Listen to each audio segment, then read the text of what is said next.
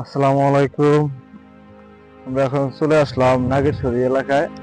তো এখানে দেখতেছি আহ, অনেক মানুষেরই ধান একটু করলেও ক্ষতি হয়েছে। মানে পানিতেও ডুবে গেছে, আবার বাতাসে এমন ভাবে মানে ডুবে গেছে যে মানে হেলায় ফেলাইছে, এমন পরিমাণ বাতাস আসছে যা অনেক পরিমাণই একটু ক্ষতি হয়েছে। তারপর ধানটা মোটামুটি ভাবে পাকে নাই। এই যদি আপনারা দেখতেই পারতেছেন, এই যে ধানটা কিন্তু পাকে নাই, অথচ মাটির মধ্যে লটকে পড়ছে ধানটা, একবারে পাকে নাই।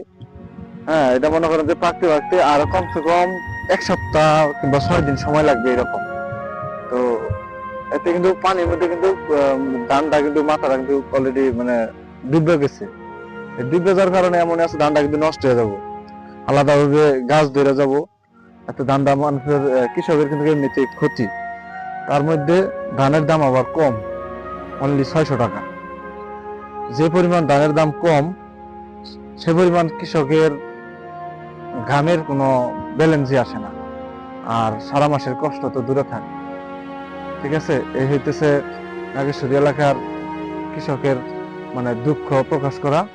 আপনারা দেখতে পাচ্ছেন, এটা আপনাদের কাছে আমি তুলে ধরলাম। এখন আপনাদের কাছে বিবেচনা করেন আপনারা কি করবেন। কৃষকের কাছ থেকে ন্যায্য মূল্যে ধান কিনবেন, নাকি আপনারা কৃষককে এইভাবে ডুবায় মারবেন, সেটা আপনারাই জানেন। আপনারা ডিসাইড করবেন, আপনারাই বলবেন। কারণ এই ভাত ছাড়া পেটের মধ্যে আপনারা কিছুই দিতে পারবেন না। আপনারা অনেক টাকা পয়সা আছে, কোটিপতি লাখপতি, বুঝলাম আমি, তা অবশ্যই বুঝলাম।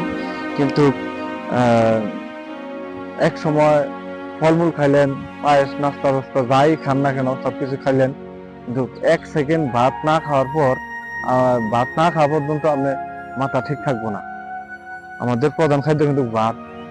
এই ভাতই হলো সব। তো এই কৃষকের যে মাথার ঘাম পায়ে ফেলায়, যে এইভাবে ফলন ফলায়, কৃষক কিন্তু ন্যায্য মূল্যে কোনো দাম পাইতেছে না। আমার কথার মধ্যে কোনো যদি রং হয়ে থাকে আপনারা বলবেন।